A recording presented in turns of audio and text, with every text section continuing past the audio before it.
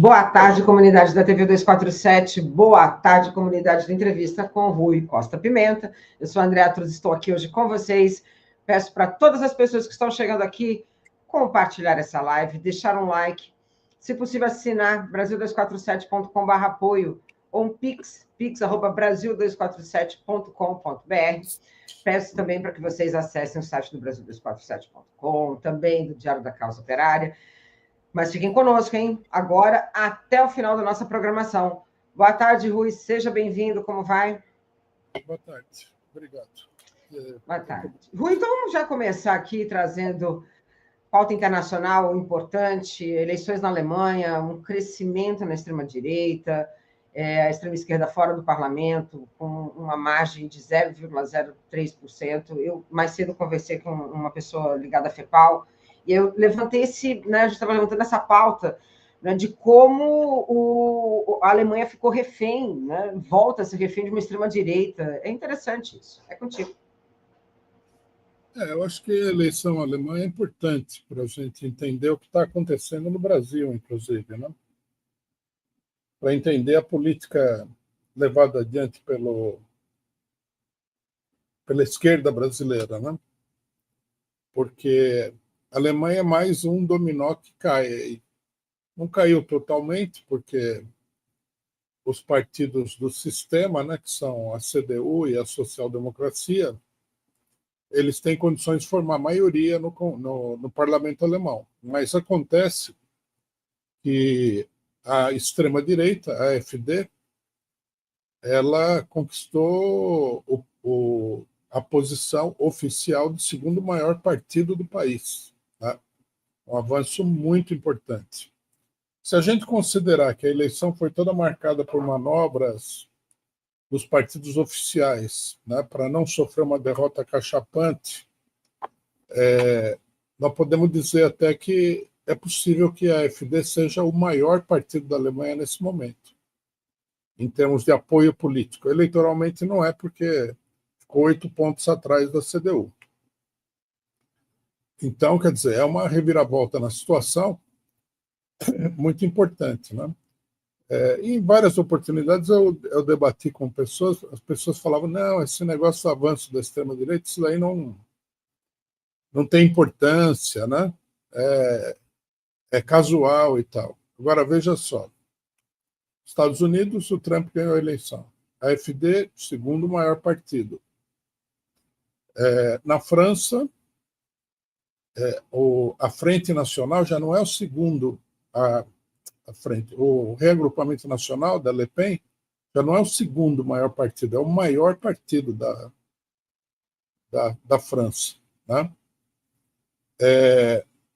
Na Espanha, o Vox está crescendo. O Partido Popular, que é um partido conservador, é quase um partido de extrema-direita, né? Porque é composto por todos os franquistas espanhóis, né? O Partido Popular. O Vox, inclusive, é uma dissidência desse partido. Na última eleição em Portugal, o Chega teve uma boa eleição. Quer dizer, em outros países, a extrema-direita está numa posição até mais favorável. A Áustria, eles ganharam a eleição e tudo mais. Então, quer dizer, é uma situação que mostra a completa decomposição política do oficialismo, vamos dizer assim, dos partidos oficiais do imperialismo europeu e norte-americano. É uma política fracassada, não há dúvida nenhuma disso. Agora, no Brasil, a esquerda ela vai se adaptando e vai seguindo cada vez mais essa política fracassada. Esse é um grande problema. Que a esquerda deveria debater isso. O governo Lula está totalmente nessa política nesse momento. Tá? Ele virou uma espécie de partido social-democrata brasileiro, assim, pela sua política, né? Porque o PT não é um partido social-democrata como o Partido Social-Democrata Alemão, mas pela política ele tá fazendo, às vezes, de um partido social-democrata. Né? Então, é uma advertência muito importante, porque essa política não tem futuro absolutamente nenhum. Está caindo aos pedaços em todos os lugares. Uma coisa importante que a gente deve dizer, que é um esclarecimento, né? Uma das manobras que foram feitas para deixar a extrema-esquerda fora do governo. A extrema-esquerda, que é o partido da Sarah Wagenknecht, ele ia entrar pela primeira vez no parlamento. Ele é uma ruptura do Die Linke. O Die Linke é uma espécie de PSOL alemão, né? Um partido também meio oficialista, né? A favor do imperialismo e tudo mais. E o partido da Sarah Wagenknecht ia entrar, e o Die Linke ia ficar de fora. Aí aconteceu uma coisa que, obviamente, é uma operação política que foi feita pelo aparato imperialista, que é o seguinte: uma deputada do Die Linke, eles chamaram uma manifestação contra a extrema-direita, né? Foi uma manifestação muito grande. Os alemães têm muito medo dessa extrema-direita, por motivos até muito naturais, né? Essa manifestação enorme deve ter sido convocada pela imprensa e tudo mais. Essa deputada foi a principal oradora e ela falou que nós precisamos ir às barricadas contra a extrema-direita e tal. Fez um discurso que me pareceu uma coisa ensaiada. Aí o Die Linke recuperou a votação, ultrapassou a cláusula de barreira, né? E tirou o lugar da extrema-esquerda. Eu acho que foi uma manobra para tirar a extrema-esquerda do parlamento. Porque a tendência ao crescimento da extrema-esquerda é tão forte quanto a tendência ao crescimento da extrema-direita. O país está muito polarizado. A diferença é que a extrema-direita tem apoio da burguesia e a extrema-esquerda não. Né? Mas isso só ressalta o fato de que a tendência ao crescimento da extrema-esquerda é muito forte. Porque sem apoio nenhum, né, eles quase superaram a cláusula de barreira, que na Alemanha é draconiana, de 5%. É um regime político também muito engessado, né, muito autoritário. Eu acho que é mais uma advertência, mas eu não estou vendo que essa advertência vai ser entendida aí pelos nossos líderes da esquerda brasileira, de uma parte dela, né? O PT principalmente. Eu não vou nem dizer do PSOL. O PSOL não tem para onde correr, né? O PT ainda poderia adotar uma política independente do imperialismo, mas aparentemente não é. Eles estão vendo a situação como uma situação dramática e estão achando que a aproximação cada vez mais estreita com o imperialismo é a solução. Com isso, vão perder muito e provavelmente vão entrar numa crise, principalmente do ponto de vista eleitoral. O senhor está dando reverberando aqui, Rui, eu vou fechar seu microfone enquanto eu falo, tá? Depois eu abro. Sem contar o fato, né, de Alemanha, enfim, a Europa como um todo já vir a sofrer por conta de uma perspectiva econômica daquela cobrança do Trump por parte da OTAN. Quer dizer, a Europa ainda tem muitos problemas econômicos para lidar.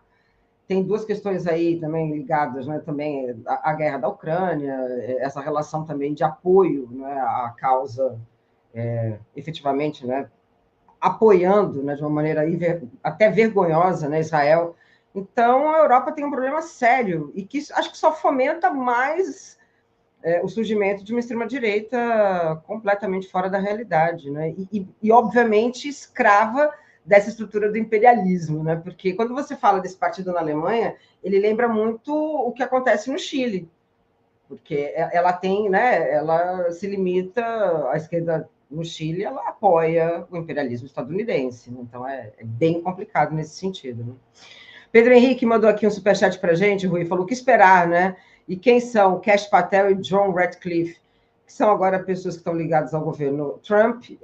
A Elizabeth Novi falou o seguinte: na Alemanha ganhou o conservador. O Merz trabalhou 10 anos no BlackRock. O que esperar? Agora também os mesmos vão governar. Se você quiser comentar, Rui. Mas é importante falar do BlackRock, né? Vou abrir seu microfone, só um instantinho. Pronto. Não, sem dúvida nenhuma que o novo governo é um governo dos banqueiros, né, alemães. Não há dúvida nenhuma disso. Alemães e outros, lógico. Dos banqueiros em geral, né? Ele vai eles não têm alternativa, né? À crise que a Alemanha está sofrendo. E a política dele vai aprofundar a situação, vai piorar, né?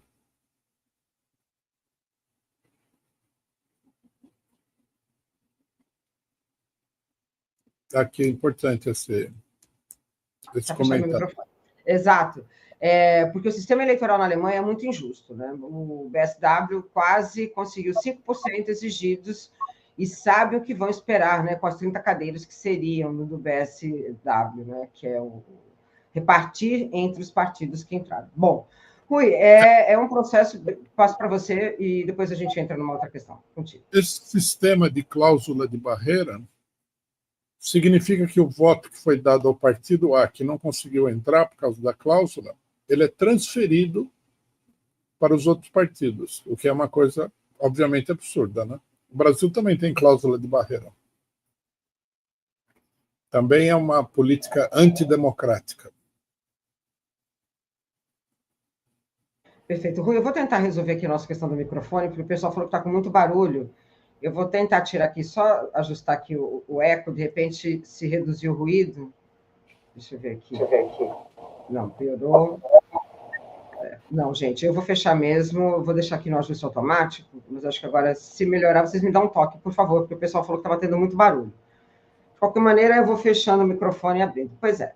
Para a gente continuar, Rui, vamos trazer aqui a pauta nacional, mas antes eu queria começar, até por conta de um superchat, e já passo aqui para você.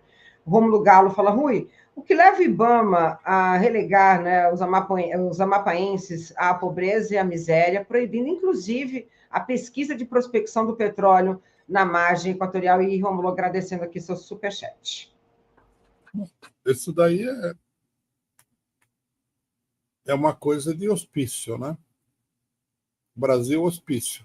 O Brasil tem muitos lances aí de manicômio, né?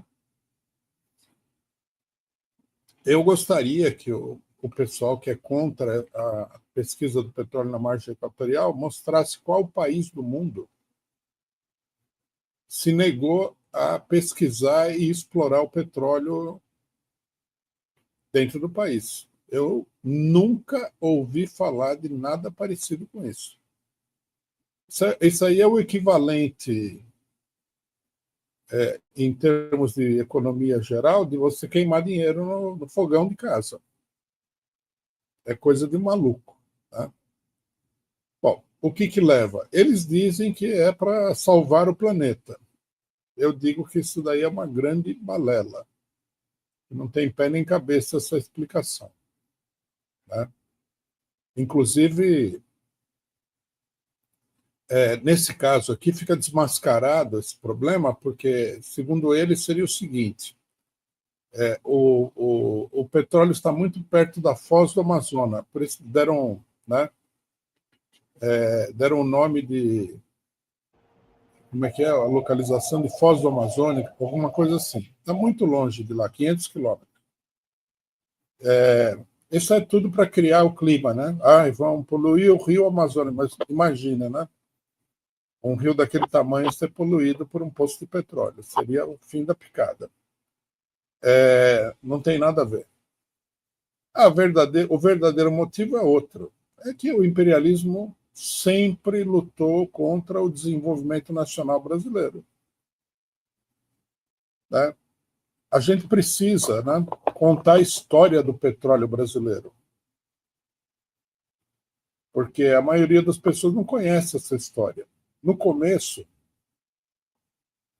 quando algumas pessoas começaram a falar que o Brasil tinha petróleo, que precisava explorar o petróleo, apareceram os especialistas, né?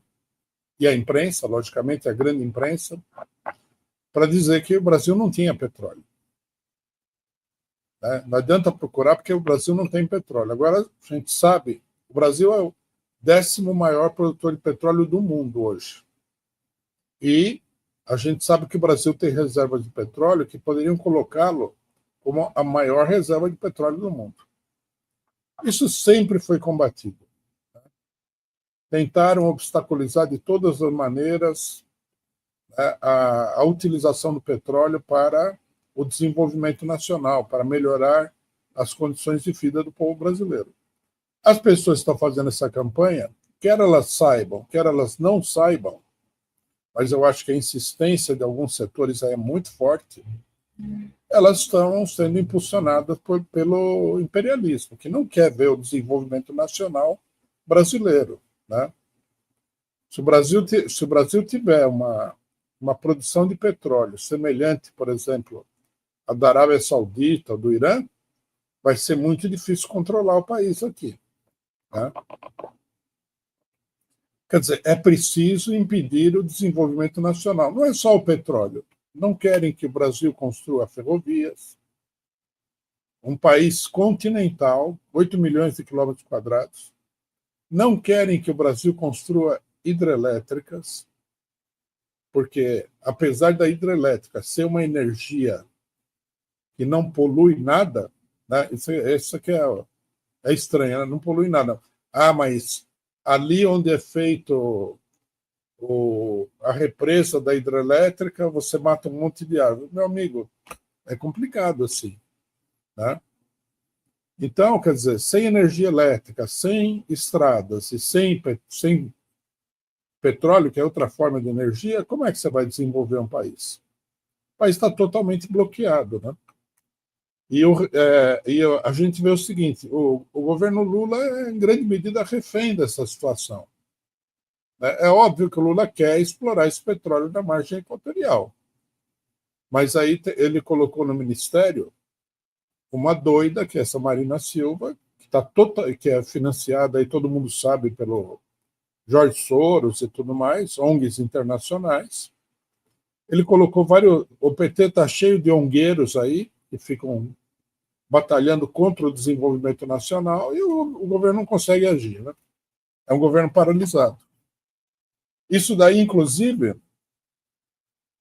é mais um calcanhar de Aquiles do governo Lula, porque os bolsonaristas não são contra explorar o petróleo da margem equatorial.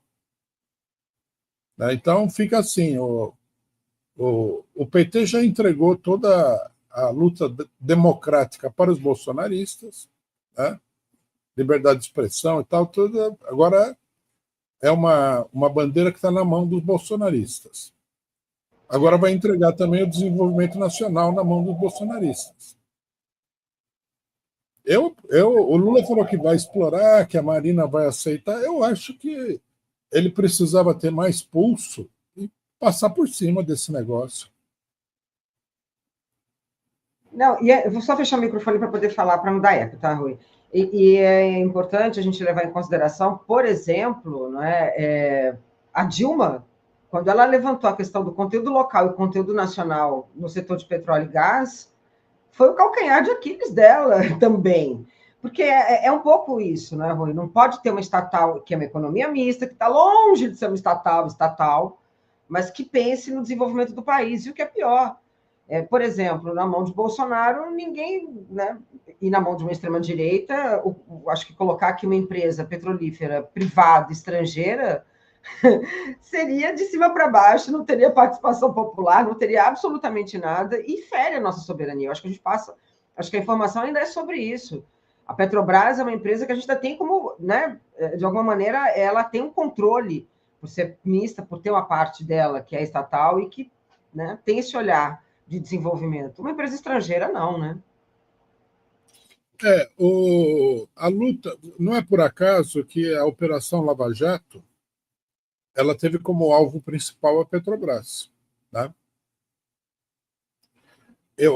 A intenção original da Operação Lava Jato era mostrar que a Petrobras era uma fonte de corrupção imensa, que a Dilma estava envolvida porque ela tinha sido, se não me engano, presidente da Petrobras, ou ela tinha trabalhado no setor de petróleo. Né? Ah, sim. Ela indicou para o setor de petróleo uma pessoa da confiança dela e tal. E petróleo a gente sabe, né? Muita briga em torno da coisa porque dá muito dinheiro. Só que eles não conseguiram montar a operação em cima da Petrobras. Acabaram derrubando a Dilma com aquele negócio idiota da pedalada fiscal, né? E depois o Lula também não conseguiram mostrar nenhum envolvimento dele com a Petrobras. Eles achavam que o Lula estava recebendo fortunas aí da Petrobras, a Dilma estava recebendo fortuna, não conseguiram mostrar nada disso. Acabaram condenando o Lula por um sítiozinho no interior de São Paulo e um apartamento fuleiro lá no Guarujá, né? Que foi outra coisa vergonhosa. Mas a Petrobras acabou sofrendo muito. Empresas foram à falência, ligadas à Petrobras. Foi aprovada uma multa para os acionistas, né, da Petrobras, multimilionária. E é importante dizer que os acionistas da Petrobras, eles ganham um dinheiro inacreditável. Basta comparar as ações da Petrobras com outras ações aí. É muito dinheiro que eles recebem. E o país na miséria. Enquanto acionistas lucram com o petróleo nacional, que foi descoberto, que foi organizado, explorado pelo Estado brasileiro, o povo brasileiro está na miséria. 54 milhões de pessoas no Bolsa Família. Né? Eu acho uma coisa assim surrealista isso. Né? Agora, nós temos que entender que é um investimento muito grande dessas ONGs para convencer o pessoal dessas bobagens. Né? Tem muito dinheiro investido no Brasil aí para convencer as pessoas de que não deve explorar o petróleo, de que o mundo vai acabar na próxima segunda-feira, que se ele não parar de usar petróleo, ele vai destruir o planeta e tal. Um negócio, né? Uma propaganda totalmente sem pé nem cabeça, absurda. Enquanto isso, o Brasil, para poder explorar o petróleo que é dele, tem que travar todo um debate, uma luta, tem obstáculo, IBAMA, papapá. É um pesadelo inacreditável. Aqui está falando que entregaram a BR. Foi o Michel Temer que entregou a BR Distribuidora. Privatizada, inclusive, de uma maneira, né, mais uma privatização absurda e que ficou nas mãos até, né, de pessoas ligadas enfim, ao futebol e tal. José, desculpa, pode falar. Eu acho que, juntamente com a dívida pública, o problema do petróleo é o grande problema nacional. Há países, você vê, a Arábia Saudita é um país que, tudo bem, que a população é pequena, tudo, em comparação com o Brasil, mas o país é um deserto. É um país rico, né? Não é um país desenvolvido, mas é um país rico por causa do petróleo. Só petróleo. Não tem mais nada que eles possam vender ou explorar para... É só o petróleo. O Brasil não consegue explorar o seu próprio petróleo. É uma guerra contra o povo brasileiro incessante. Perfeito. Rui, eu tenho uma provocação aqui e acho interessante a gente colocar, porque eu até mudaria um pouco. A Sol Passos falou assim: a riqueza do pessoal, do pré-sal, né? Chegou na sua casa, chegou aqui no Brasil. Eu entendo, se a gente levar em consideração a falta do que era essa autonomia com relação ao que tem e a exploração do pré-sal. Inclusive, a gente sofre um outro processo que é em 2030, não é? Que pode já não. Se não tivesse o pré-sal, a gente teria problemas. E isso interfere na nossa economia, não é? Esse é o superchat que mandaram? Esse mesmo.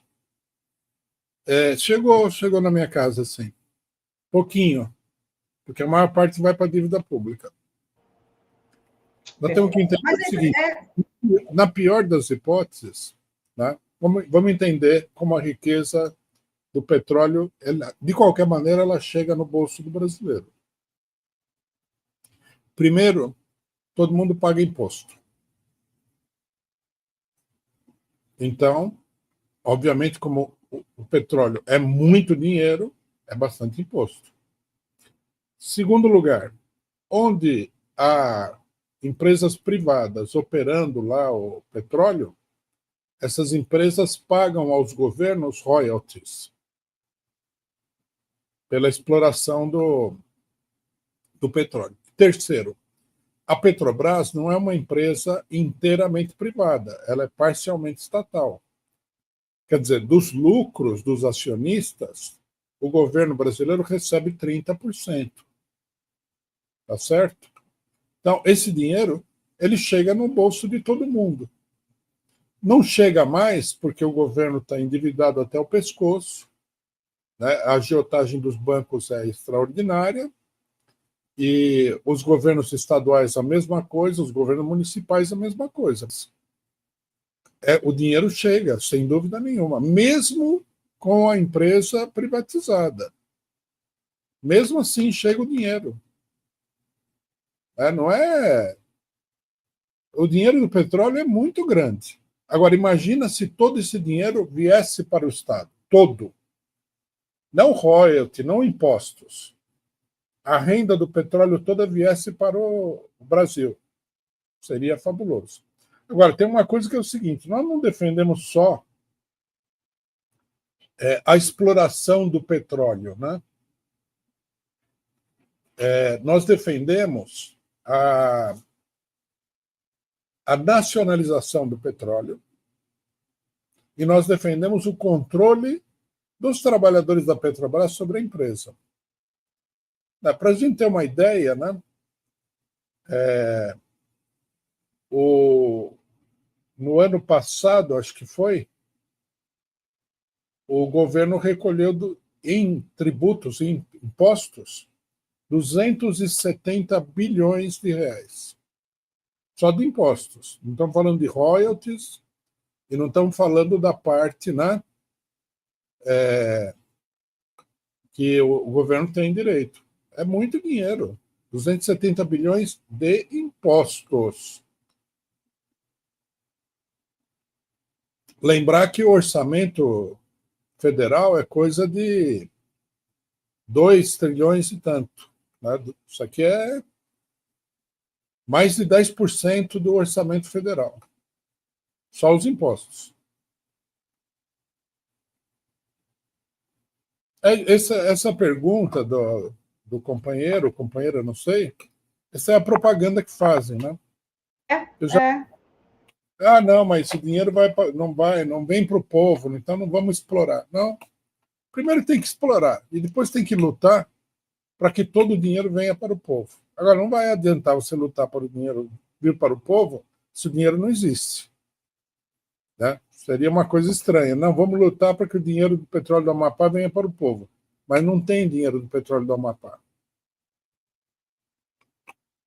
Muito bem, Rui, eu vou trazer aqui os superchats relacionados ainda ao mesmo tema.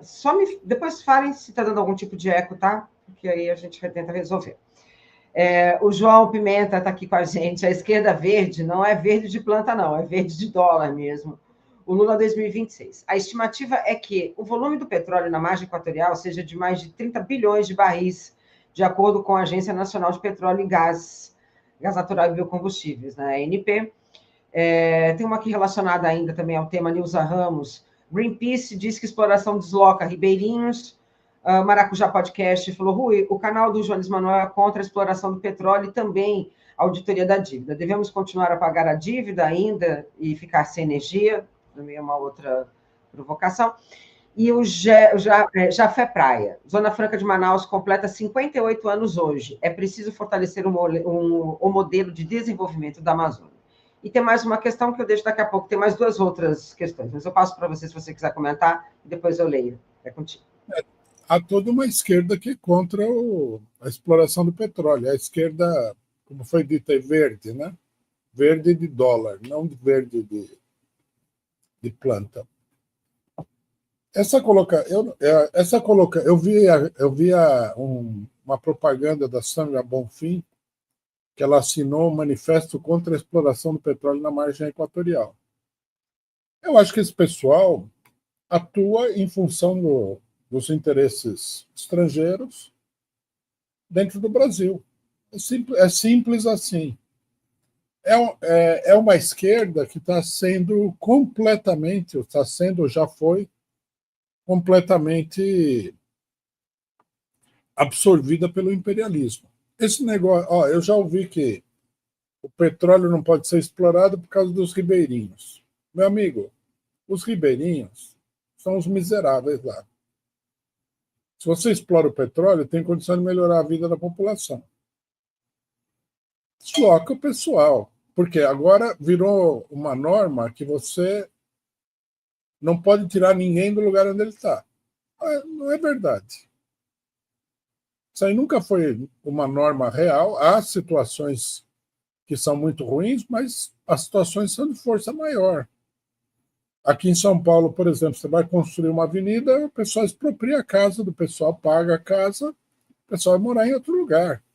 O problema é o seguinte, é saber se as pessoas estão sendo indenizadas, se o governo dá condições para elas se mudarem, não que elas têm que ficar lá, né, sob qualquer condição, não é verdade. E depois, diante do que significa o petróleo, há muito sacrifício aí que é pequeno. Se não for uma coisa desastrosa mesmo, tem que fazer o sacrifício que for necessário. É bobagem. Isso é pura propaganda. Pois Também é, não é uma pode falar. ribeirinha que vai ser deslocada, não porque o petróleo fica em alto mar. É. E o Greenpeace também, né? Porque tem um histórico ali de think tanks, né? Tinha que fazer como o Trump fez com a USAID, banir o pessoal. Perfeito. Tem mais duas questões aqui. O Beraldi falou o seguinte, a pergunta é para você. Rui, qual a dificuldade da Petrobras adquirir nova distribuidora e invase, né, de GLP? O preço do botijão seria reduzido muito. Parece que não querem enfrentar esse cartel. A verdade é o seguinte, a Petrobras, como você mesmo disse, a impressão que eu tenho, Rui, é o calcanhar de Aquiles. Se o Lula falar demais, é quase que eles falam assim, olha, nós vamos usar novamente a Petrobras para te derrubar. É o jogo político deles, né? Então, eles é um cartel bem pesado, né? Não, a pressão sobre o governo Lula é imensa em todas essas questões. Você vê que ele falou de explorar o petróleo na margem equatorial, começou uma campanha enorme. Né? Agora, eu acho que um governo que quer servir ao povo brasileiro tem que enfrentar essa pressão. Porque senão, qual é o sentido de você fazer um governo popular, de esquerda? Se toda hora que a burguesia bater o pé, você recua. Que é o que o governo Lula está fazendo. Ele tinha que enfrentar. Né? O que ele está fazendo de errado é isso. Ele não está enfrentando esse pessoal. Eu acho, por exemplo, que o PT tinha que fazer uma campanha pela completa estatização do petróleo. Por que nós vamos dar uma riqueza desse tamanho para acionistas estrangeiros? Não faz sentido nenhum. Só uma pessoa muito doida acha isso normal. Já vi uns neoliberais falarem, né? Não, tem que privatizar. Privatizar para quê? Para o cidadão levar o seu dinheiro embora? O que é? Você é maluco? Né? O cara tem uma casa, ele vai dar de graça a casa para o outro morar e você mora na rua? Que negócio é esse? Você não ganha nada com isso. O cidadão compra uma ação. Né? Isso é uma coisa que muita gente não parou para pensar. A Petrobras começou a vender ações na época do governo FHC, década de 1990. Vamos supor, não me lembro exatamente o ano em que o Fernando Henrique transformou a Petrobras em empresa mista. Vamos supor que tenha sido 95, vai? 95, 2000, 2025 são 30 anos. O cidadão comprou uma ação lá, em 1995, pois ele vem ganhando dinheiro com essa ação há 30 anos. Qual é o sentido dessa política? É um país que vive para dar dinheiro para os outros. Não pode ter uma coisa dessa. Né? E o cidadão já recebeu aí, sei lá, 500, 1000 vezes o que ele pagou nessa ação. Aí alguém fala, bom, mas esse é o funcionamento do capitalismo, o que mostra que o capitalismo é uma coisa muito ruim. Mas a pergunta é a seguinte, nós temos 50 milhões de pessoas na miséria, por que nós damos dinheiro para um acionista que nem mora no Brasil, que nunca veio aqui, que não investe esse dinheiro no Brasil, enquanto o povo morre de fome? Qual é o sentido dessa política? É uma política de malucos. Eu não li esse último superchat que você colocou. Não, é interessante aqui o Jerônimo, não só complementando o que você disse, porque ele fala assim, olha, curioso é que quem defende Ribeirinho nunca perguntou a esses ribeirinhos o que eles acham sobre. Isso não, jamais. E aí sim, Rui. A campanha é igual à campanha que fizeram contra a Dilma por causa da hidrelétrica de Belo Monte, que é deslocar os índios. Essa Sônia Guajajara, que está no governo do PT, ela foi escolhida aí pelo imperialismo para fazer essa campanha. Ela ficou conhecida por essa campanha. Os índios estão lá, tá certo? Você quer construir uma hidrelétrica. Bom, vai lá, conversa com os índios e fala, olha, não tem jeito, nós precisamos construir essa hidrelétrica. Vamos arrumar para vocês um outro local para vocês morarem, com condições, etc, etc. Porque o índio, ele não é como, por exemplo, sei lá, o palestino, está 1000 anos naquela terra. Né? O índio brasileiro, ele é seminômade, sempre foi. Então, e depois é o Brasil, é a terra. Se você der uma terra boa, tudo bem, né? E eu acho que o governo da Dilma deve ter proposto isso. Mas aí fizeram uma campanha gigantesca que você não pode construir a hidrelétrica porque os índios vão sofrer. Isso daí é uma campanha contra o país, contra o Brasil. Né? E nós, brasileiros, todos estamos pagando o preço dessa gente. Por isso tem que ser combatido esse pessoal. Esse Jones Manuel, esse não é esquerdista, esse é um ongueiro.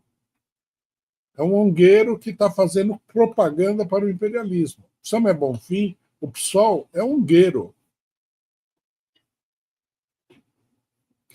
O Manuel, inclusive, é contra a auditoria da dívida. Eu acho que a auditoria da dívida é uma posição muito moderada. Eu acho que tinha que não pagar. O governo tinha que chegar lá e falar, não pago mais. Acabou. Mas tudo bem, a auditoria seria um passo intermediário. Por que você vai ser contra? Não dá para entender. Só deixar aqui um recado para Sol, porque ela colocou aqui que hoje o papel da Petrobras é dar lucro para acionistas, né? Assista o Invisível Muito Além do Petróleo, é um programa que a gente tem em parceria com a FUP, toda segunda-feira, às 13 horas, e aí você vai entender, é muito mais do que isso, porque são pessoas ligadas à estrutura sindical que defendem a Petrobras. Então, é para além disso, né? É muito para além disso. Aí, Rui, a última questão relacionada ainda a essa pauta, e a gente já vai mudar, que é um superchat do Mauro Augustus. Basta que um governo de direita assuma, essa Marina assuma, privatizam a Petrobras e exploram a margem equatorial com empresas americanas, que foi o que eu disse. Eu não tenho a menor dúvida que vem empresa estrangeira para cá, e a gente não tem controle algum nesse sentido, né? Então, eu fiz esse comentário.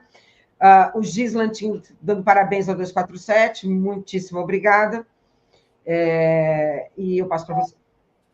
Não, primeiro sobre a questão da Petrobras. Uma parte do dinheiro importante vai para os acionistas mesmo.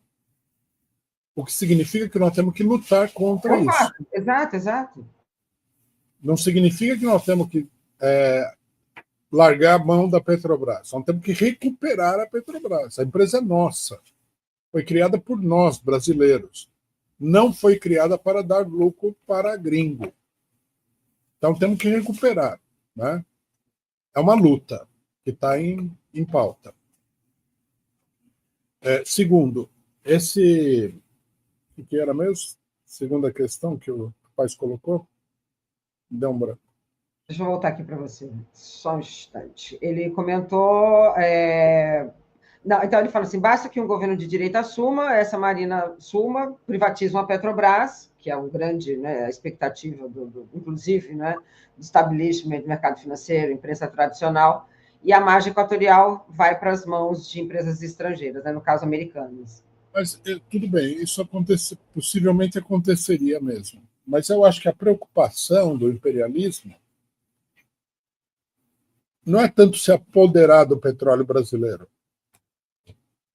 quanto é evitar que os brasileiros explorem o petróleo.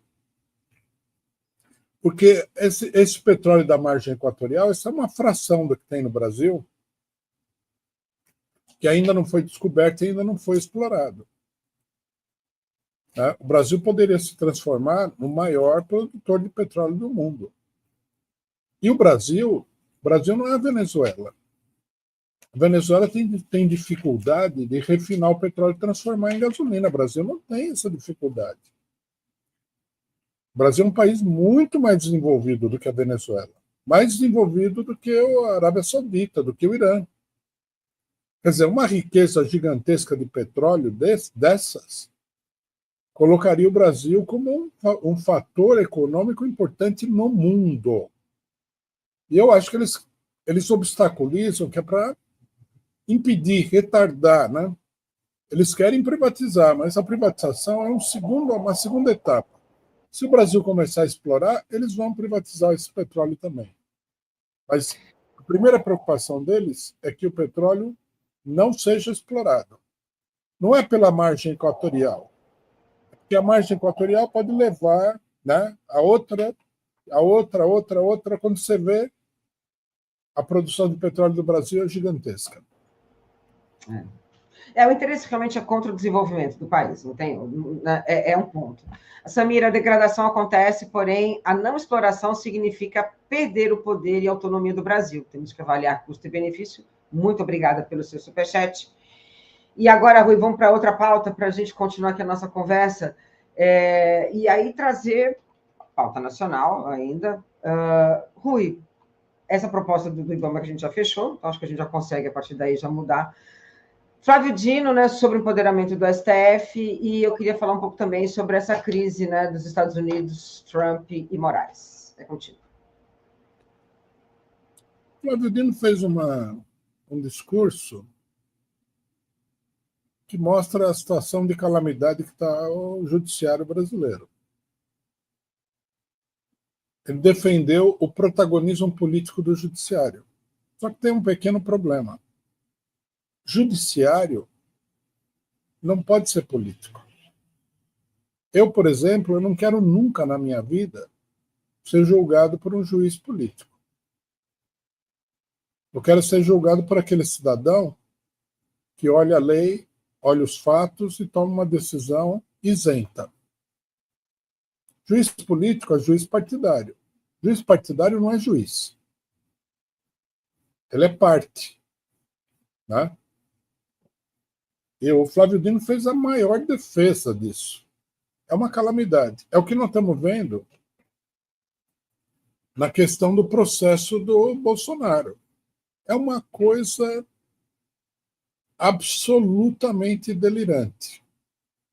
Eu li hoje uma matéria acho que foi na Folha de São Paulo, desse Cacai, que é um desses juristas aí que adora o STF. Ele acha que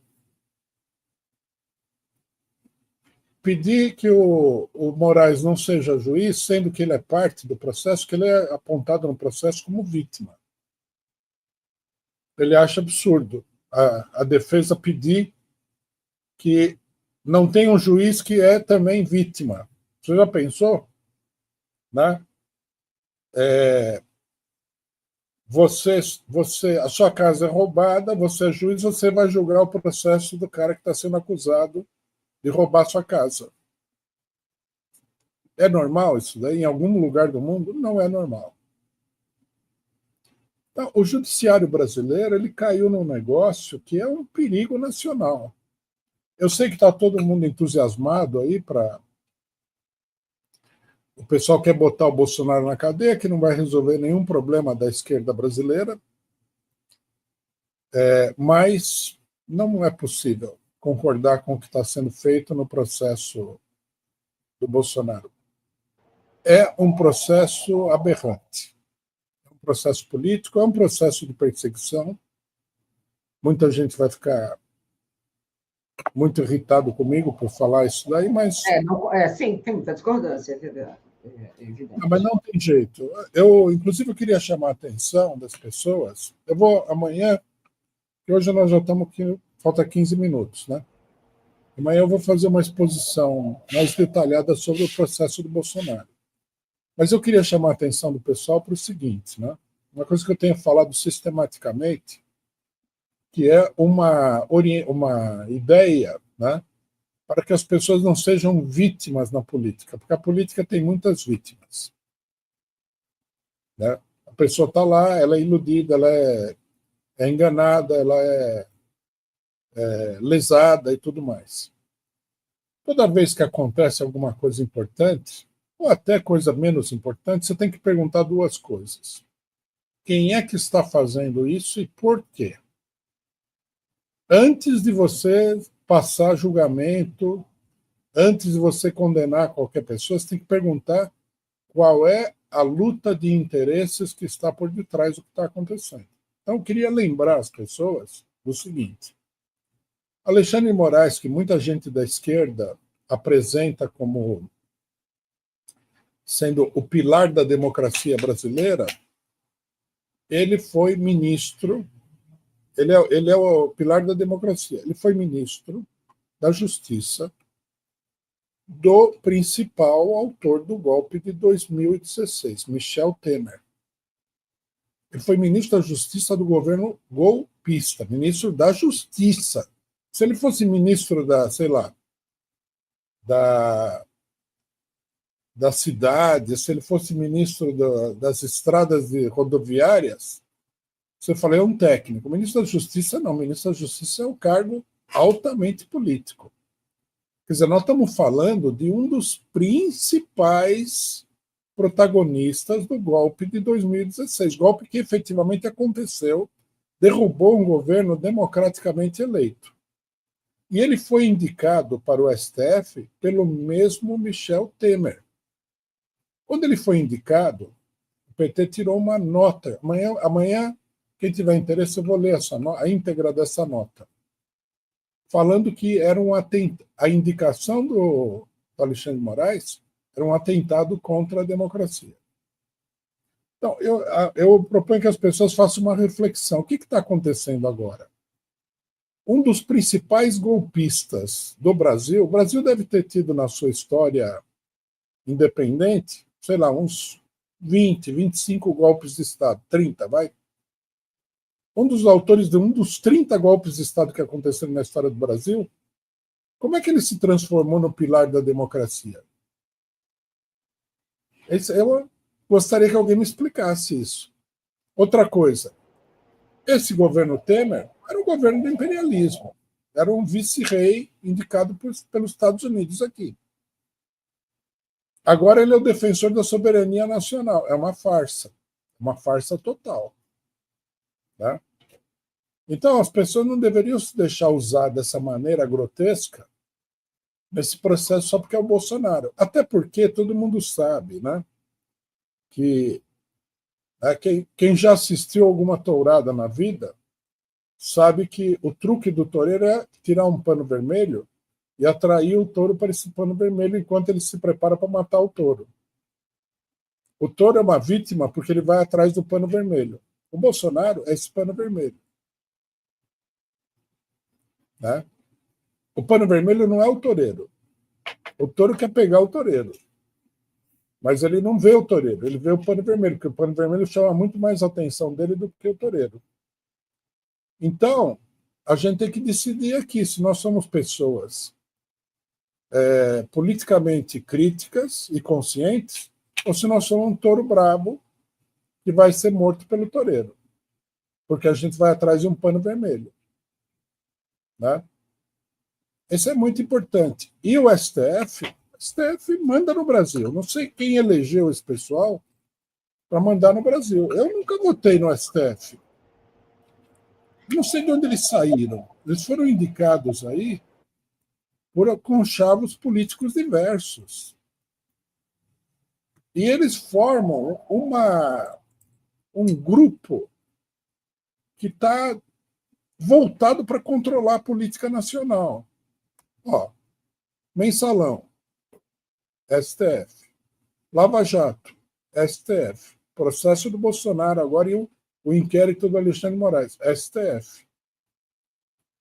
Então, o pessoal tem que pensar. Eu chamo todo mundo a uma reflexão, porque essas pessoas, elas não são inocentes, elas não são bem intencionadas e elas são perigosas. Tá? Elas são muito perigosas. Estão acusando o Bolsonaro de ter dado um golpe, mas os que estão acusando, eles mesmos deram um golpe. E o golpe deles aconteceu. Derrubaram a presidenta eleita com motivos fúteis. Foi um golpe de Estado. Né? Então, eu acho que esse debate é muito importante. Logicamente que muita gente vai ficar contra o que nós estamos falando, muita gente, mas tem que se fazer esse debate. Né? Nós não podemos ter um povo, uma esquerda, que seja um touro brabo. Nós precisamos saber o que nós queremos, o que nós estamos fazendo. Pois é, e sem contar o histórico do STF, né? Porque a história do STF não é nem um pouco, né? Enfim, Não, amiga da democracia, né? Muito pelo contrário. Mas é isso, eu tenho até comentários falando sobre essa perspectiva histórica, né? Pensar e analisar isso dentro de uma lógica STF, história do Brasil, e como que eles articulam, e obviamente articulam pela perspectiva do dinheiro, né? Da classe dominante. Olha, está no finalzinho, Rui, mas acho que dá para a gente trazer aqui mais uma para a gente fechar. Rui vai para o programa de noite do Gentili. Teve até alguém que perguntou aqui no chat e é contigo. Foi ao ar, né? Essa semana o programa. Eu fui lá no programa. O programa é um misto de entrevista com programa de humor, né? Que eu fui, esse Roda Solta. Aí a maioria das pessoas achou bom, teve gente que estranhou. Vou responder as pessoas que estranharam. Eu acho assim, nós vivemos numa situação em que não é fácil você defender suas ideias por aí, principalmente para nós. Nós vivemos numa situação de isolamento total. Né? A grande imprensa nunca vai nunca. Até uma outra vez a gente aparece na grande imprensa, mas em geral não vai chamar o pessoal para expor as suas ideias para o povo. Nem na campanha eleitoral nós não conseguimos fazer propaganda na imprensa. Então nós vamos em qualquer lugar. Aí o pessoal falou, o Danilo Gentili é de extrema direita. Bom, ele não é bolsonarista, né? Mas mesmo que fosse também não teria problema. Eu acho que tem que ir, tem que conversar com a população. O programa tem uma audiência de milhões de pessoas, não é pouca coisa. Né? Eu achei que o programa foi bom, né? Com humor e tudo, deu para discutir politicamente, foi interessante. Né? O pessoal colocava questões, o Danilo Gentili fez várias perguntas políticas. Eu achei muito interessante essa participação. Né?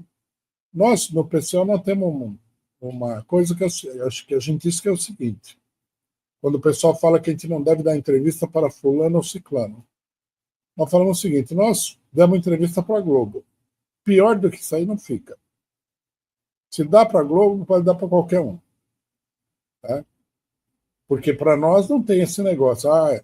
Deu uma entrevista para um cidadão lá, um podcast de extrema-direita. O podcast de extrema-direita é virginal perto da Globo, né, que controla a política do Brasil. Que já apoiou o golpe de Estado militar aqui, apoiou o golpe de 2016 também. Tá? Eu achei muito bom, a repercussão foi boa, né? Eu não sei exatamente quantas pessoas viram o programa, eu estou vendo que na internet o programa já teve mais de meio milhão de visualizações. Né? Eu acho que é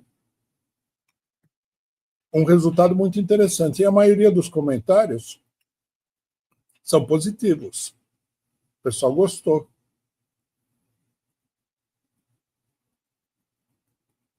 Você está Respondido com... aqui. Não, está respondido, pessoal. Rui, a gente está com 3 minutos. Passo para você para a gente fazer aquele convite de amanhã, os temas que você vai abordar, você já até citou alguns. É contigo e até a próxima. O tema principal de amanhã vai ser o julgamento do Bolsonaro, vou falar em detalhes sobre isso. E queria aproveitar e convidar as pessoas a participar do carnaval que nós estamos organizando juntamente com o Centro Cultural Benjamin Perret. Vai sair o bloco Vermelhão, ali do centro da cidade, amanhã, às 3 horas da tarde, ali na Conselheiro Crispiniano, perto do Teatro Municipal. O bloco vai desfilar no centro. E à noite, no final do desfile do bloco, vai ter o baile de carnaval ali também na Conselheiro Crispiniano. Né? Convido os interessados, que a gente está na luta política, mas também a gente precisa ter atividade social, atividade de congraçamento, se divertir um pouco, né? Aproveitar todas as oportunidades para reunir o pessoal. Muito bem, então, olha só, recado dado, já tem programação para o final de semana. Agradeço, Rui, mais uma vez, muito obrigada pela sua participação, agradeço a participação de todas as pessoas, peço para vocês continuarem com a nossa programação. Eu volto às 15 horas no Brasil agora. Bom carnaval para quem estiver indo no carnaval ali do PCO, massa, se divirtam, a festa sempre é boa, né? Muito massa. Rui, valeu, muito obrigada e até a próxima. Tchau, tchau. Isso.